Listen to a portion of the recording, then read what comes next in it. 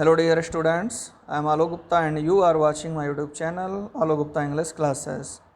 Dear students, we are going to study third chapter from your textbook It So Happened, जो supplementary book है आपकी It So Happened, उसका third chapter है The Selfish Giant. उससे हम लोग आज Selfish Giant के लेसन को पढ़ेंगे और इसका फर्स्ट पार्ट है. चलिए ओवरव्यू लेते हैं ज़रा एक बार. इसमें क्या पॉइंट्स दिए गए हैं. पहला पॉइंट है the giants garden was beautiful. Giant का जो गार्डन था बहुत ही खूबसूरत था. And children love to play in it, और बच्चों को यहाँ पर खेलने में बहुत ही आनंद आता था. सेकंड पॉइंट कह रहा था जायंट हु वाज सेल्फिश.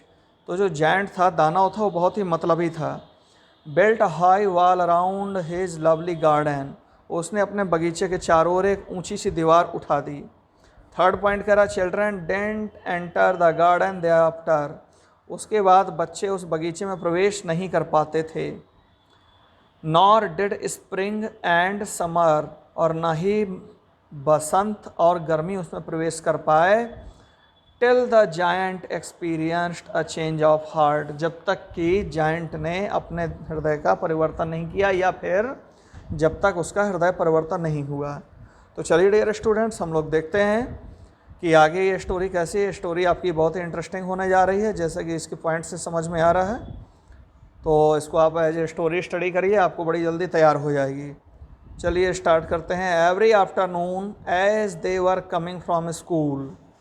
तो जैसे ही बच्चे दोपहर के बाद स्कूल से आ रहे होते थे, the children used to go and play in the giants garden. बच्चे आते थे और उसके जायंट के गार्डन में जाकर वहाँ पर जाकर खेला करते थे. It was a large lovely garden. ये एक बहुत ही बड़ा और ख़ूबसूरत बगीचा था, सुंदर बगीचा था. विथ सॉफ्ट ग्रीन ग्रास, इसमें हरियाली थी, हरी भरी और कोमल घास थी. Here and there over the grass stood beautiful flowers like stars. और आप पूरे बगीचे में यहाँ वहाँ देख सकते थे कि घास के ऊपर सुंदर सुंदर फूल उगे होते थे, जो किसी तारे की तरह खूबसूरत लगते थे, सुंदर लगते थे. And there were 12 peak trees that in the springtime broke out into delicate blossoms of pink and pearl. तो और वहाँ पर 12 पीक ट्रीज थे, मतलब 12 ट्रीज थे पीक के. और क्या थे? That in the spring time, जो बसंत के समय ब्रोक आउट, खिल उठते थे उसमें. इनटू डेलिकेट ब्लॉसम्स, कोमल कोमल फूल खिलते थे. Of pink and pearl, pink colour के और पर्ल यानी मोती कलर के खिला करते थे. And in the autumn bore rich fruit, और पतझड़ की ऋतु जब आती थी तो उसमें रिच यानी रसीले फल उगा करते थे. The birds set on the trees, जो चिड़िया थी वहाँ आकर वृक्षों में बैठती थी. एंड सैंग सो स्वीटली, और इतनी मधुरता से गाती थी. That the children used to stop their games, कि बच्चे आमतौर पर अपने खेलों को रोक दिया करते थे. In order to listen to them, उनको सुनने के लिए अपने खेल रोक दिया करते थे. How happy we are here they cry to each other. वे एक दूसरे से चिल्ला कर कहते थे कि हम लोग यहाँ पर कितने खुश हैं भाई, बड़ा मज़ा आ रहा है, बहुत खुश हैं. Next paragraph. One day the giant came back. तो अब एक दिन ऐसा होता है कि वो दानव है वापस आ गया. The giant came back. He had been to visit his friend the Cornish Oar. वह विजिट पे था, अपने मित्र के यहाँ गया था. मित्र का नाम था कॉर्निश ओर. तो कॉर्निश ओर के बारे में डिटेल देखिए, नीचे छोटे वर्ड्स में दिया गया है. Cornish or mean a giant of Cornwall in the UK. तो यूके में वहाँ पर कोई जायंट होगा कॉर्नवाल का, उसका नाम था कॉर्निश ओर. और क्या है? लेजेंडरी वर्ड है, जो कहानियों में मिथ में सुनने को आता है. एंड फेरी परियों की कहानी में भी सुनने में आता है. तो और किसे कहते हैं? A cruel giant who eats people, यानी एक कैनिबल, या कह दीजिए कि ऐसा दानव जो इंसानों को खाता है. In common usage a very frightening person. तो कॉमनली हम कह सकते हैं बहुत ही ज़्यादा डरावना आदमी, उसको भी और बोल सकते हैं. और नीचे एक और मीनिंग दी, ग्रफ. ग्रफ माने रूखी आवाज़, या सोरली या सॉरली होना चाहिए, यहाँ पे श्योरली नहीं होगा. तो ग्रफ, आप ग्रफ की मीनिंग रफ याद कर लीजिए. ठीक. तो फिर से आते हैं पैरा में. One day the giant came back. एक दिन ये दानव लौट आया.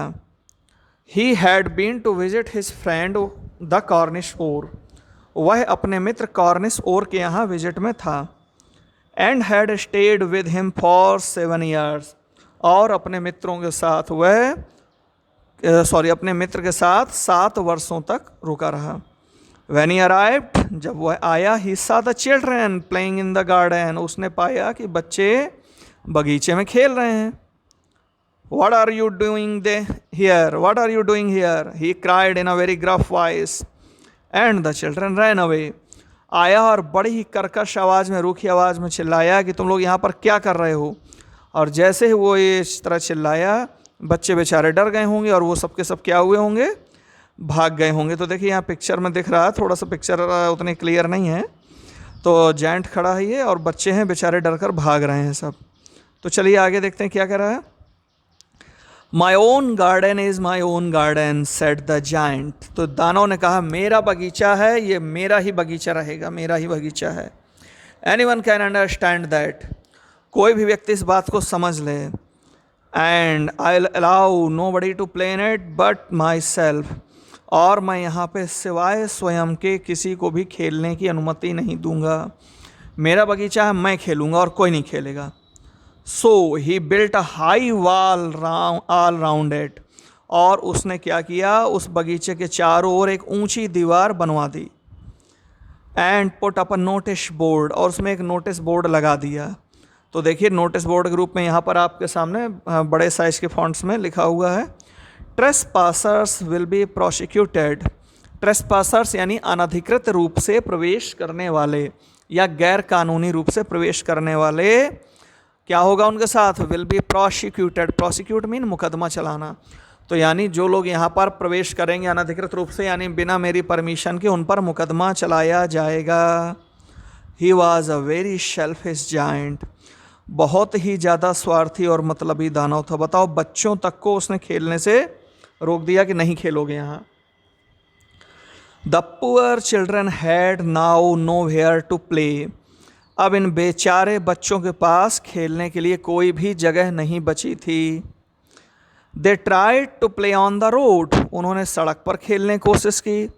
But the road was very dusty, लेकिन सड़क में तो बहुत ही ज़्यादा धूल भरी थी। And full of hard stones, और कठोर पत्थर भरे हुए थे। And they did not like it, और उनको ये पत्थर पसंद नहीं थे। They used to wander round the high walls, वे आम तौर पर उस ऊंची दीवार के चारों ओर घूमा फिरा करते थे। When their lessons were over, जब उनके पाठ पूरे हो जाते थे। And talk about the beautiful garden inside, और उस एक सुंदर गार्डन के बारे में बात किया करते थे जो इनसाइड था, उस दीवार के अंदर था। और क्या कहते थे, how happy we were there they said to each other, और एक दूसरे से कहते थे कि उस बगीचे में हम लोग कितने अधिक प्रसन्न थे। तो इस प्रकार बच्चे डिस्कस करते थे। देन द स्प्रिंग केम, फिर बसंत आया। And all over the country there were little blossoms and little birds, और पूरे गांव में देयर वर लिटिल ब्लॉसम्स, छोटे छोटे फूल थे, एंड लिटिल बर्ड्स, छोटे छोटे चिड़िया थी, पक्षी थे। Only in the garden of the selfish giant, केवल इस स्वार्थी दानव के बगीचे में, इट वॉज स्टिल विंटर, अभी भी जाड़ा था। The birds did not care to sing in it, चिड़ियों ने तो वहाँ पर गाने की परवाह ही नहीं की। क्यों? As there were no children, चूँकि उस बगीचे में क्या नहीं थे, बच्चे थे नहीं, तो चिड़ियों ने वहाँ गाने की परवाह नहीं की। And the trees forgot to blossom, और पेड़ तो खिलना ही भूल गए थे। Once a beautiful flower put its head out from the grass, एक बार एक सुंदर फूल ने अपना सिर घास के बाहर निकाला। But when it saw the notice board, लेकिन जब उसने देखा notice board, it was so sorry for the children, तो उसे बच्चों के लिए इतना दुख हुआ that it slipped back into the ground again, कि वह ज़मीन में फिर से घुस गया। And went off to sleep, और सोने चला गया। The only people who were pleased were the snow and the frost, अब बाकी सब तो उदास थे, तो यहाँ प्रसन्न लोग कौन थे अब? तो प्रसन्न लोगों में केवल थी बर्फ, स्नो एंड फ्रॉस्ट मीन्स कोहरा, वही लोग केवल खुश थे। Spring has forgotten this garden, बसंत तो इस बगीचे को भूल ही गया है। दे क्राइड, वे लोग चिल्लाए। So will live here all the year round, इसलिए हम लोग यहाँ पर वर्ष भर रहेंगे। The snow covered up the grass with her great white cloak, तो बर्फ़ ने पूरी घास जो बगीचे में थी उसको अपने सफ़ेद चादर से या सफ़ेद लबादे से ढक दिया। क्लोक मीन्स एक आवरण हो गया, वस्त्र जिसे कह लीजिए, तो उससे सफ़ेद चादर से ढक दिया। चूँकि बर्फ़ सफ़ेद होती है तो इसलिए सफ़ेदी छा गई, और इसको हम लोग कह रहे हैं सफ़ेद चादर से ढक दिया। And the Frost painted all the trees silver, और कोहरे ने क्या किया, सारे वृक्षों में सिल्वर कलर का पेंट कर दिया। यानी कोहरा थोड़ा सिल्वर टच लिए हुए रंग होता है, तो इसलिए उसने कहा कि सारे पेड़ों को सिल्वर टच दे दिया। ऐसा लेसन हमारा कह रहा है। Then they invited the north wind to stay with them, अब इन लोगों ने कहा चलो यार हम लोग उत्तरी हवा को भी बुला लेते हैं, वो भी हमारे साथ रहेगी। अब मतलब सारी ठंडी के जितने भी सिंबल हैं सब आ रहे हैं। एंड ही केम, और वो आ भी गया। ही वॉज रैप्ड इन फर्स, वो फर लपेटे हुए आया। यानी बर्फ़ जैसे कुछ छोटे छोटे टुकड़े झरते रहते हैं धीरे धीरे, तो फर लपेटे हुए आया। And he road all day about the garden, और वो सारा दिन बगीचे में गरजता था। And blue the chimney pots down, और इतना करता था गर्जना की गरजते हुए चिमनी पॉट से अंदर की ओर होकर नीचे तक आ जाता था। This is a delightful spot, he said, उसने कहा ये तो बहुत आनंददायक जगह है। We must ask hail on a visit, हमें कहना चाहिए ओलों से कि तुम भी आओ यहाँ विजिट करो।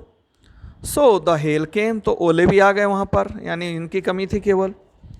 Every day for 3 hours he rattled on the roof of the castle till he broke most of the slates, तो अब हेल यानी ओलों का क्या नियम हो गया, रोज़ कम से कम 3 घंटे तक छत में ओले गिरते थे, रेटलिंग करते थे, पड़ गिरते रहते थे वहाँ महल की छत में।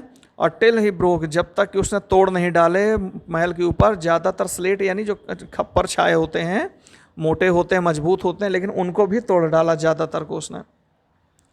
And then he ran round and round the garden as fast as he could, और फिर उसके बाद वो बगीचे में और चक्कर लगाने लगा ये नॉर्थ विंड, उतनी तेज़ जितनी तेज़ वो लगा सकता था। He was dressed in grey and his breath was like ice, तो जो नॉर्थ विंड थी इसका कलर क्या था इस समय एटमॉस्फेयर का, ग्रे कलर हो गया था। और ब्रेथ वाज लाइक आइस, यानी आइसी, एकदम चिल्ड, बहुत ज़्यादा ठंड थी वहाँ पर। तो नेक्स्ट पैरा में मूव करते हैं हम लोग। I can't understand why the spring is so late in coming, said the selfish giant as he sat at the window and looked out at his cold white garden, तो हमारा दानव है बैठा हुआ खिड़की में देख रहा है, क्या देख रहा है, बोल रहा है फिर वो, आई कांट अंडरस्टैंड, समझ में नहीं आ रहा, Y the spring is so late in coming, कि बसंत आने में इतनी देर क्यों कर रहा है। सेड द सेल्फिश जायंट, ये सेल्फिश जायंट बोलता है। एज ही सेड, जबकि वो बैठा हुआ था एट द विंडो, खिड़की के पास, and looked out at his cold, और देख रहा था बाहर अपने ठंडे और सफ़ेद गार्डन को। I hope there will be a change in the weather, आशा करता हूँ कि मौसम में परिवर्तन हो। But the spring never came, लेकिन बसंत तो कभी आया ही नहीं। नॉर द समर, और ना ही गर्मी आई, क्योंकि जब बसंत आएगा तभी तो उसके पीछे गर्मी आएगी। The autumn gave golden fruit to every garden, तो जब पतझड़ की ऋतु आई तो उसने हर बगीचे को गोल्डन फ्रूट यानी सुनहरे फल दिए।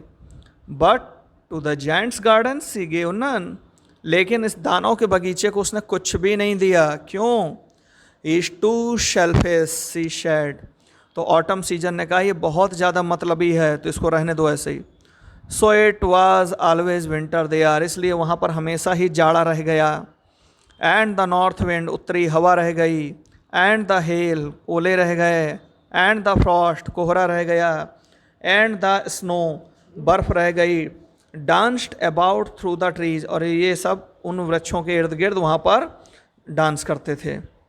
वन मॉर्निंग, एक सुबह, the giant was lying awake, एक सुबह ऐसा हुआ कि दानव जागा हुआ अपने बिस्तर में लेटा था, मीन आंखें खुल गई थीं, अवेक था बट नॉट गॉट अप, तो वो बिस्तर से उठा नहीं था लेकिन लेटे लेटे जाग रहा था। When he heard some lovely music, तभी उसने कोई एक खूबसूरत सा म्यूजिक सुना। इट साउंडेड सो स्वीट, वो इतना मधुर लग रहा था टू हिज ईयर्स, उसके कानों को, दैट ही थॉट कि उसने सोचा it must be the Kings musician passing by, कि अवश्य ही राजा का संगीतकार गुजर रहा है। It was really only a little Lynette singing outside his window, वास्तव में केवल छोटी सी एक लिनेट ही गा रही थी खिड़की के बाहर। But it was so long, लेकिन इतना समय हो गया था since he had heard a bird singing, कि जब उसने कोई चिड़िया को गाते हुए सुना था इन हिज गार्डन, अपने बगीचे में, that it seem to him, कि उसे ऐसा लगा to be the most beautiful music in the world, कि ये संसार का सबसे ज़्यादा सुंदर संगीत है, ऐसा उसे लगा।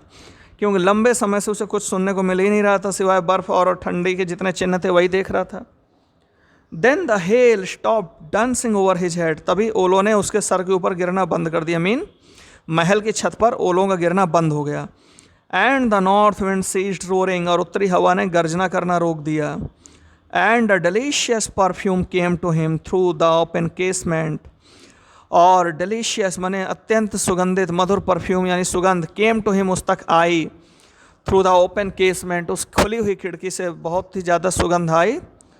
आई believe the spring has come at last, said the giant, तो जाइंट बोला, अब मेरा विश्वास है कि आखिरकार स्प्रिंग यानी बसंत आ ही गया। And he jumped out of bed and looked out, और बिस्तर से उसने जंप किया और जंप करके एकदम बाहर की ओर देखा उसने।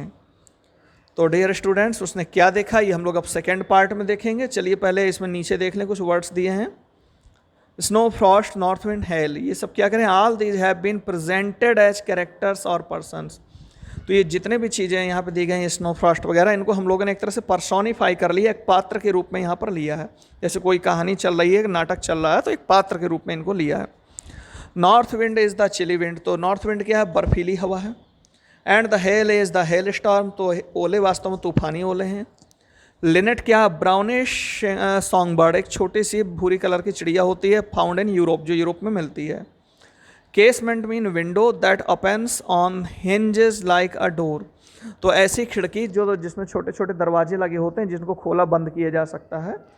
तो जो हिंज मीन होगा कब्जा, जिस कब्जे पे दरवाजा या खिड़की घूमती है, तो ऐसे खिड़की को केसमेंट बोलेंगे। तो डियर स्टूडेंट्स, अब सेकेंड पार्ट आएगा, इसके बाद कंप्रहेंशन चेक हम लोग लास्ट पार्ट में करेंगे। तो सेकेंड पार्ट में मिलते हैं, तब तक के लिए चलिए बाय।